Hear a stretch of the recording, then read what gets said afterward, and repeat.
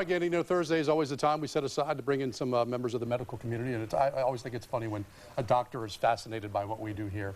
We've been watching Gannon do this stuff, and it's just...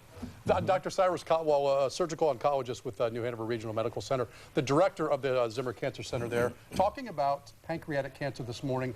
And in the break, we were talking about the number of diagnoses versus the number of deaths. And I was asking you, how difficult of a cancer is this to deal with? Well, the one thing we stress, and to get back to the beginning, is smoking. Smoking is one of the clearest risk factors for pancreatic cancer, so I tell all these young people especially, stop smoking. We've got some new treatments down the line. Many patients present with yellowness, which is jaundice. The pancreas lays across the upper part of the body there, and it blocks off their bile tube, and they present, the wife usually notices, it's usually a disease of males that smoke, that they're yellow. And then they come in, and they get CAT scans, and the good news now is that our CAT scans are getting better and better. We can determine if these patients are operative candidates, and what we've done now with surgery, which is the main treatment, is we've actually recruited another person, so I've got 2 people on my team, and surgery now is a team approach. So we have surgeons, we have GI guys, we have radiation therapy people, chemotherapy people, and if these patients are resectable, we go ahead and do their surgeries here. So the last few years we're doing more and more here. They don't have to leave and go to Duke or Chapel Hill. As far as the onset of this, are we talking people my age? Are we talking younger than me? Or does this cancer really know no boundaries? Typically, pancreatic ductal cancer is 60, 65, 70 years old, male who smokes.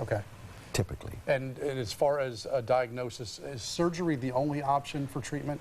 Sometimes we give chemotherapy and radiation therapy first to make the tumor a little smaller so we can resect them, but surgery is the main bulk, and then after we may give some radiation therapy and chemotherapy after.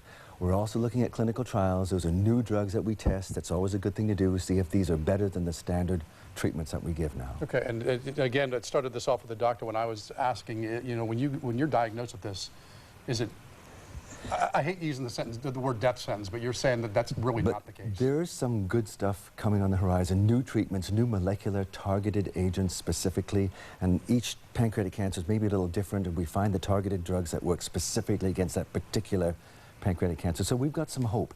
There is definite hope with it, and I've got some patients that are definite 5-10 year survivals. It's great news, and again, I mean, they do such work, such good work at New Hanover Regional Medical Center. Thank you, Bob. I appreciate the time. Thank you. We're back with more after this.